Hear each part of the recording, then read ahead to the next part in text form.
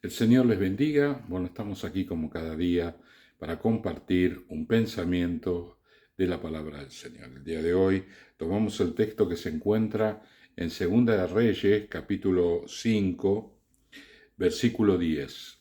Segunda de Reyes, capítulo 5, versículo 10. Este pasaje nos relata la historia de la curación de Naamán. Naamán era sirio, no era israelí, y no solamente era sirio, sino que era el capitán del ejército del rey de Siria, o sea, era un enemigo de Israel, ¿sí? Era un enemigo y era uno de los que trabajaba para que justamente los israelitas fueran derrotados y destruidos. Eh, ¿Por qué digo esto? Por la misericordia de Dios, por cómo Dios actúa frente a determinadas situaciones. Este hombre estaba enfermo de lepra y una criada que estaba en su casa, que era esclava, que la habían tomado una de esas veces que fue tomaron personas esclavas, la tomaron a esta joven y esta joven la llevaron a la casa de Naamán.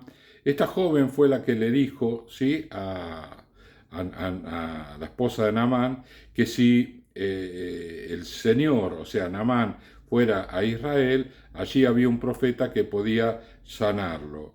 Y entonces Naamán fue hasta allá y se quiso hablar con Eliseo, pero justamente el versículo 10 dice: entonces Eliseo le envió un mensajero diciendo: ve y lávate 7 veces en el Jordán, y tu carne se te restaurará y serás limpio.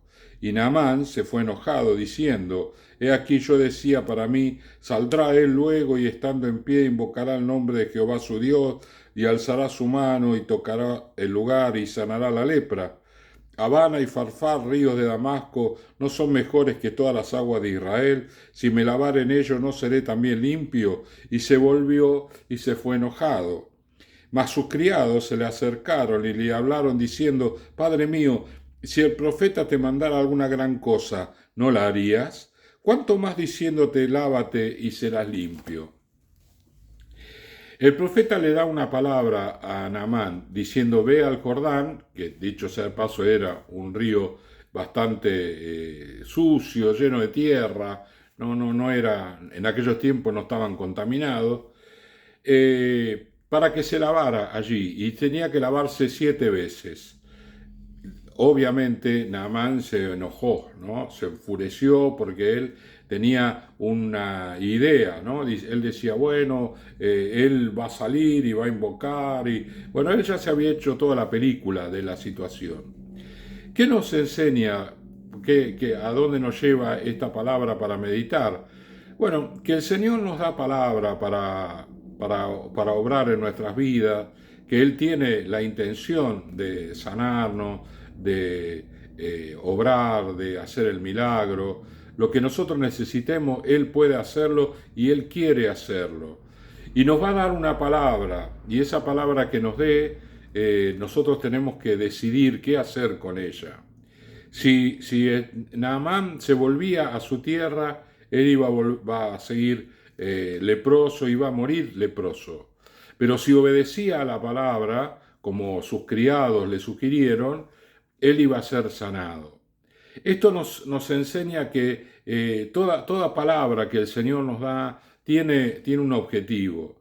El objetivo es bendecirnos, el objetivo es sanarnos o lo que nosotros necesitemos. Pero la palabra que el Señor nos da nos confronta con nuestra realidad, con nuestro pecado, con nuestra vida. Eliseo entendía de que Naamán era un pecador y lo trató como un pecador. Él no salió a recibirlo, envió un criado, cosa que eso es una actitud de menosprecio frente a Naamán, que tenía una alta estima de sí mismo. ¿Sí? Pero Eliseo lo hizo a propósito porque el tema era que él tenía que humillarse. Su soberbia era tan grande, su altivez era tan grande, era mayúscula. Entonces, claro, él esperaba determinadas reacciones reacciones que no fueron, porque Dios quiere obrar en nuestras vidas, pero quiere limpiarnos de pecado. Y Naamán estaba lleno de pecado. De hecho, la lepra es una enfermedad símbolo de pecado. Es decir, él era tan pecador que su cuerpo se enfermó de lepra por los pecados de Naamán. Entonces había no solamente que sanar a Naamán, sino que también había que limpiarlo de pecado. Y eso es lo que Dios hace con nuestras vidas. Dios obra en nosotros, Dios quiere obrar en nosotros, pero a veces Dios hace las cosas de determinada manera para limpiarnos de pecado, limpiarnos de nuestra maldad, corregirnos, hacernos crecer, hacernos madurar en el Señor, ¿sí? Que aquellas cosas que son un tropiezo para nuestras vidas, quitarla completamente de nosotros y hacer de nosotros una nueva persona, una nueva vida. Por esa razón el Señor trató como trató con Naamán, y por esa razón el Señor trata con nosotros como lo hace habitualmente. A veces el Señor nos hace esperar, a veces el Señor hace que nosotros primero pidamos perdón, primero arreglemos situaciones que tenemos en la familia, ¿sí? Primero solucionemos algunos temas que tenemos con la finanza o otras situaciones que tenemos que resolver. Primero el Señor quiere que nosotros nos santifiquemos. Y una vez que estemos santificados, el Señor va a obrar, porque Él no tiene problema en obrar en nuestras vidas. Pero el tema es que muchas veces el Señor ha obrado, ¿no? por la oración. Yo recuerdo el caso de un hombre que había tenido un accidente en la capital federal con el auto, y él había perdido masa encefálica. ¿Sí? Se le había abierto la cabeza y había perdido masa encefálica. Parte de la familia era creyente, se pusieron a orar y a clamar, llevaron el pedido a la iglesia oró y clamó, y Dios tuvo misericordia. Este hombre, a pesar de haber perdido la masa encefálica, a pesar de haber tenido una situación tan grave, el Señor lo curó, y yo pude estar con él y hablar con él, y era una persona completamente normal. Pero este hombre nunca se convirtió al Señor. Entonces, cuando yo tenía la oportunidad de hablar con él, y este hombre estaba fumando un habano, ¿no?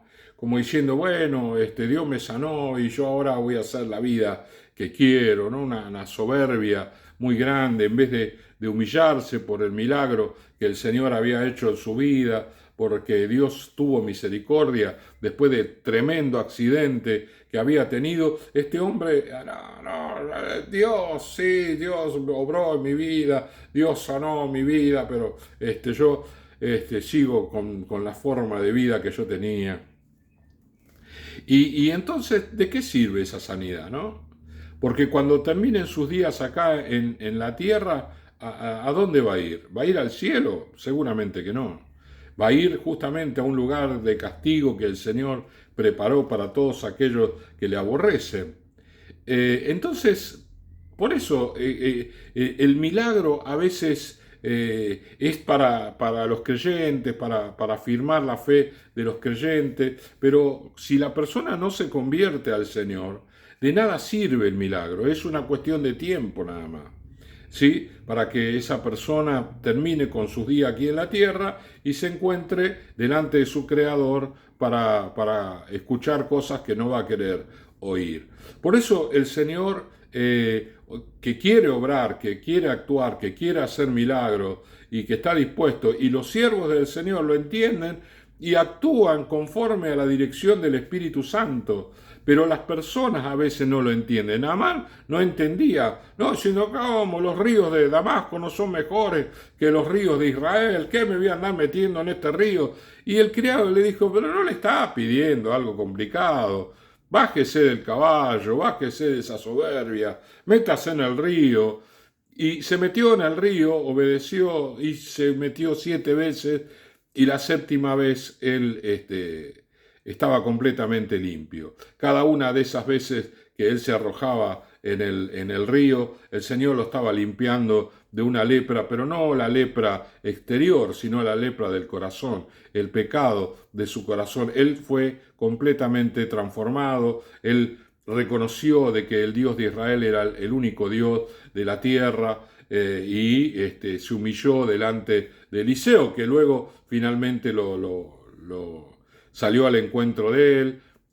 Tuvieron una charla entre ellos y él se humilló porque el Señor lo había transformado, lo había sanado, había hecho el milagro en su vida. Y el Señor va a hacer el milagro en nosotros, el Señor va a manifestar su gloria en cada uno de nosotros. Si nosotros le pedimos, el Señor va a responder. Él nos dijo, pedid y se os dará, buscad y hallaréis, llamad y se os abrirá, porque todo aquel que pide recibe, el que busca halla, y el que llama se le abrirá. Así que Él nos dice que pidamos, pero a veces no responde inmediatamente porque primero nos tiene que limpiar de pecado para que no sea simplemente un milagro, sino que sea una transformación completa.